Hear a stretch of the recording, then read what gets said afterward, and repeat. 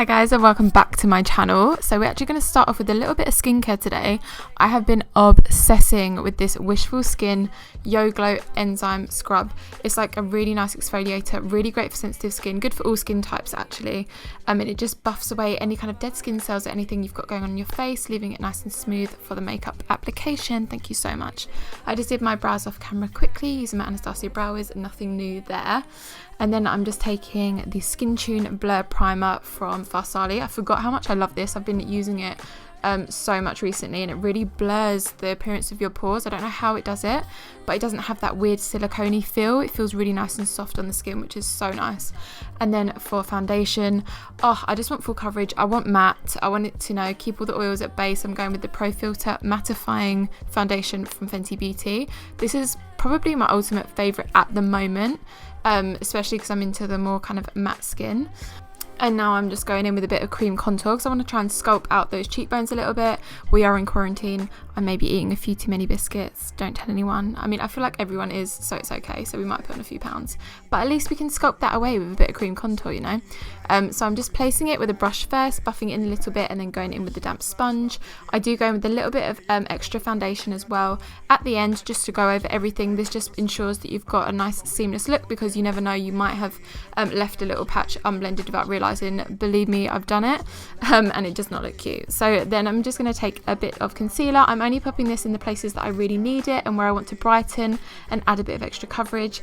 This is the Profilt'r concealer from Fenty Beauty also. I just picked up a new one recently because I ran out, and I absolutely love it. I don't get much creasing with it. It's really nice full coverage, but like not too much. It's a really nice colour. I like it just a little bit lighter than my natural skin tone, just to give a bit of brightness and stuff in those areas. And now we're looking snatched, we're loving life, here for it. Now this is actually a new powder that I've been trying. It's from Bakerie, and it's their loose powder. And I absolutely love it. I'm normally a little bit fussy when it comes to loose powders, and I've been trying to branch out because I always end up using the same ones.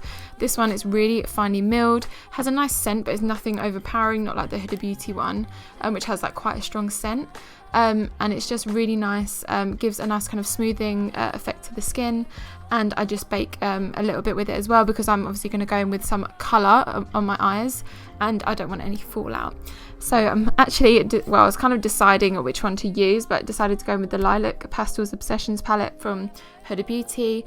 And I did start off with her melted shadow in the shade French Lace, which is this nice lilac shade here. So I used this basically as my base, and I just went in and blended that with a brush. These are super easy to blend. You pop it on the lid into the crease, and as you can see, do little kind of windshield wiper motions, little circular motions to blend it out, and then it dries down completely and it will not budge. It's so good. So that was kind of like the base, and then going into the palette, look how gorgeous these colours are. I cannot deal. So I'm taking this nice light kind of purple shade first and just popping that into the crease and helping again blend out that melted shadow shade as well, and then taking the slightly deeper purple shade and a smaller fluffy brush from Morphe, I'm popping that more into kind of the outer portion. But as you can see, the colour's not super dark, so it just gives a really nice kind of light gradient effect, and I really take my time to kind of build that up. And then taking a little flat brush, I am popping on a little bit of concealer just to blank out that lid and kind of cut the crease. I wasn't sure whether I wanted to do a super kind of defined cut crease at this point, so I kind of just blanked out the lid a little bit, and as you can see later, I'll show you how you can define it a bit more. And then I'm taking the two shimmer shades on the right hand side, because I couldn't really decide which one I wanted to use, so I kind of mixed them together, and they apply really well with your fingers as well, so you can just go straight in with your finger and apply, and it just lets the pigment shine through so much. But I like to go in with the brush just to kind of help with the precision and get right up into that crease area.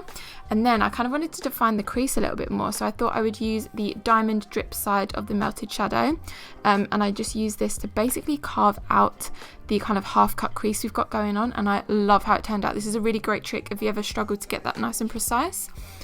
And then I decided I wanted to go in with some eyeliner, so I took two of the Vivid liquid eyeliners from Fenty Beauty, one in the shade Hot Yellow, which is the nice kind of pinky lilac-y one, and then the one called Wet T-shirt, which is the white one.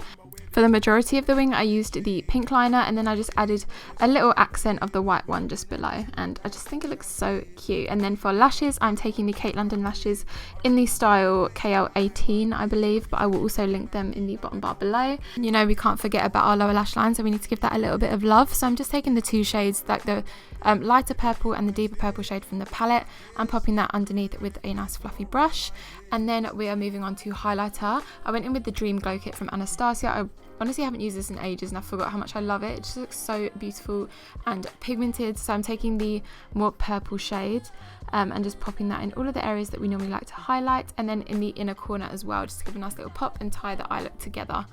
And then for blush, I'm taking the Exposed blush from Tarte Cosmetics, and I'm putting a fair amount of this on. This is a nice matte pink blush, and I thought it matched with the eye look and everything so well. And then for lip, I also wanted to keep that kind of theme going, so I wanted to go for something that was a little bit more pink and kind of purple.